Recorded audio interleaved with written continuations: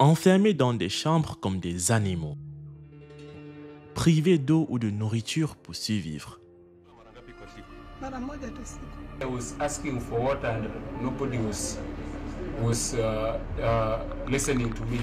Ce que vous voyez n'est pas la pire prison d'Afrique, mais une église où les fidèles viennent tous les jours pour prier et obtenir des bénédictions. Ces fidèles aveuglés et fervents de foi n'ont Dieu que pour leur pasteur et ils font tout ce que le Père veut qu'ils fassent. Selon lui, ces adeptes traversent un mystérieux processus de guérison. Cependant, lorsque l'on a découvert la véritable identité du pasteur, il n'est nul autre que John Pesa, le même pasteur qui a enterré vivant des disciples atteints de troubles mentaux dans son église. Jusqu'aujourd'hui, sa magie noire perdure et continue de polluer l'esprit de ses fidèles.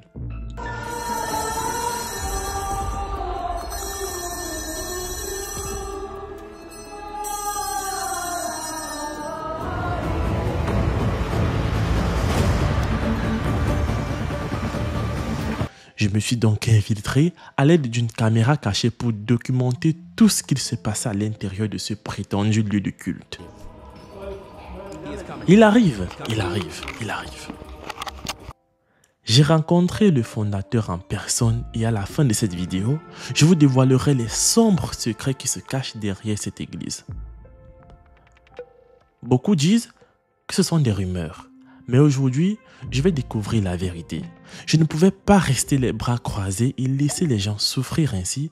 Alors, j'ai décidé d'enquêter sur cette église secrète qui emprisonnait ses propres fidèles. Et même si elle est située dans la ville de Kisumu au Kenya, je découvrirai pourquoi certains adeptes emprisonnés ne sont pas prêts à partir.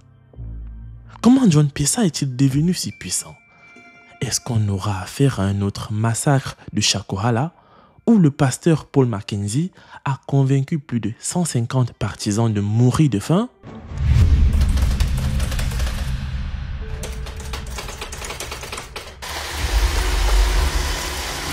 Alors que je me rendais dans l'une de ces églises les plus controversées de la planète, de nombreuses questions ont traversé mon esprit.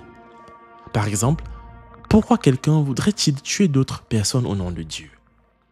Et si nous revenons à l'histoire du Kenya, nous pensons que les habitants de Kamba sont nés dotés de pouvoirs spirituels. Ils savent comment soigner ou blesser quelqu'un avec leur énergie spirituelle. Cependant, lorsque cette énergie spirituelle commence à prendre le dessus et est utilisée à des mauvaises fins, elle ne manquera pas d'avoir une réponse appropriée. En 2008, un groupe de personnes au Kenya a banni 11 autres pour avoir pratiqué de la magie noire. Cela m'a amené à me demander pourquoi Pesa n'a pas été emprisonné alors que le tribunal a non seulement ordonné la démolition de son église, mais légalement poursuivi pour ses actes. Heureusement, en répondant à toutes ces questions, j'ai eu le signe de route le plus important de ma vie. Juste en face de moi se trouvait la direction de l'église de Pesa. Et quelques instants plus tard, j'ai finalement atteint ma destination. Les écrits à l'extérieur m'ont montré le côté positif de ce que j'ai vu dans les actualités. Mais dès que j'ai été autorisé à entrer à l'intérieur, tout mon point de vue a radicalement changé. Tout à coup, j'ai eu un flashback des informations lorsque la police a fait une descente dans cette église. J'étais là où tout s'est passé et mon intuition m'a rappelé à faire preuve de prudence tout en évitant de porter un jugement hâtif. Après tout, j'étais là pour rechercher la vérité et éventuellement découvrir si les médias avaient raison à son sujet ou non. Il était très malade. Ma grand-mère a essayé partout, mais il n'y avait aucun remède. Heureusement, grâce au père Pesa, il va bien aujourd'hui. Alors que je cherchais les réponses, j'ai vu John Pesa glorifier le Seigneur. Ce qui m'a le plus déconcerté, ce sont les images accrochées au mur.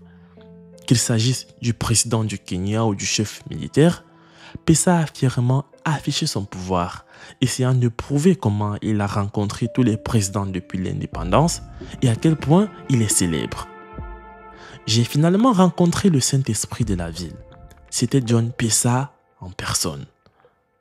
Je n'aurais jamais pensé l'interviewer de si près, mais étant donné cette opportunité, je n'étais pas prêt à la laisser passer. Je suis le révérend père John Pesa. J'ai eu l'appel de Dieu quand j'avais 9 ans à la mission Nanda Kaden. Au début, parler à Pessa a été l'un des moments les plus heureux de cette journée. J'ai ressenti une énergie positive à l'idée qu'il était une âme bénie pour le Kenya. Mais ce qu'il a dit ensuite a complètement changé mon point de vue sur son image. La Vierge Marie est apparue à 4 d'entre nous, mais j'étais la seule à avoir eu beaucoup de choses d'elle, y compris des questions politiques. Elle m'a dit de ne pas tuer des Blancs ou des Indiens et que nous finirons par avoir notre indépendance. Comment un père peut-il prétendre sans hésitation que la Vierge Marie lui a dit de ne pas tuer des Blancs ou des Indiens? Nous parlons bien de quelqu'un qui a déjà tué des fidèles. Il n'avait aucun remords dans les yeux. Les gens viennent ici volontairement et les personnes enchaînées ont été attachées avant d'être amenées ici. Aloa Tura a été la première personne à venir ici enchaînée et il a été guéri. D'une main, Pessa a eu l'audace de clarifier ses actions. Maintenant, je ne peux pas bien manger. Ils ont dit qu'ils viendraient faire du sauvetage. Je ne sais pas ce que cela signifie, sauvetage. Une personne a amené son enfant qui a été guéri, mais sa femme est venue me poursuivre en justice et j'ai été condamné à une amende de 1,5 million de shillings que je paie toujours. Ils voulaient vendre mes affaires aux enchères, mais la police a dit ne pas savoir ce que j'avais fait. D'autres ont dit que cet endroit était Shakohala. Mais de l'autre main, il a détruit sa réputation avec ses propres mots et nous oblige à réfléchir sur sa personnalité mystérieuse et dangereuse. Même Jésus a guéri les malades qui lui avaient été amenés enchaînés. Personne n'a été torturé ici. Ceux qui ne croient pas sont ceux qui disent de telles choses. J'ai eu de bonnes relations avec tous les présidents, à commencer par Jomo Kenyatta, mais je ne sais pas pourquoi il m'aimait bien. Je suis surpris qu'il veuille maintenant démolir cet endroit que j'ai acheté à Maria Polo et dont j'ai le titre de propriété. Pessa semble être plus enclin à enchaîner des innocents. Cela me rappelle également son interview de 2020 où il a exprimé à plusieurs reprises son désir d'enchaîner ses fidèles.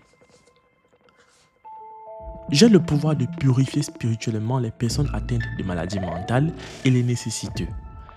Les individus enchaînés souffraient de troubles mentaux et deviendraient violents. Ils battaient tous ceux qui venaient à l'église pour étudier la Bible. Étonnamment, quand j'ai regardé autour de moi, l'image réelle dépassait ces paroles. Pas une seule personne ce jour-là n'avait envie d'être enchaînée.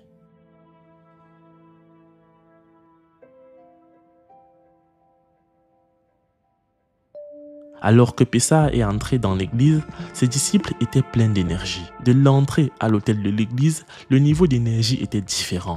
Même les enfants suivaient le rythme. Ce qui m'inquiétait le plus, c'était quand je regardais les nouveau-nés dans les yeux. Est-ce qu'ils recevaient les bénédictions d'un homme dont ils avaient besoin, ou est-ce que tout cela faisait partie d'un jeu bien orchestré?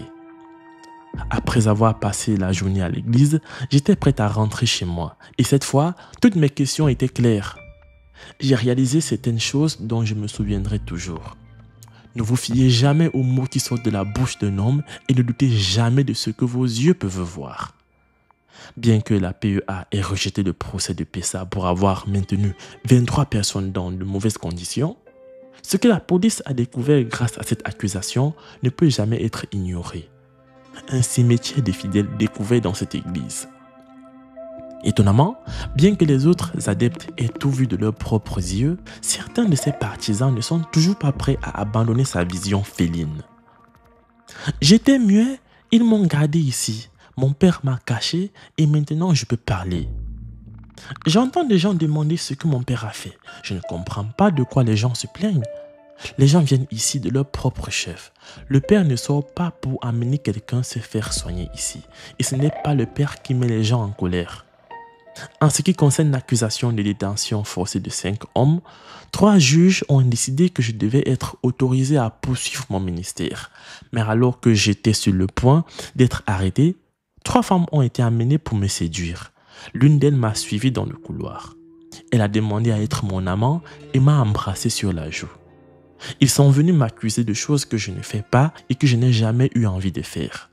Ils ont affirmé que j'avais gardé des patients ici, que je les avais enchaînés, mais les gens arrivent avec leurs propres patients atteints de troubles mentaux, déjà attachés avec des cordes ou des chaînes. Alors les amis, que pensez-vous de John Pessa? Pensez-vous qu'il devrait être emprisonné pour avoir tué des fidèles? Faites-le moi savoir dans les commentaires. N'oubliez pas de vous abonner et laisser un j'aime sur la vidéo.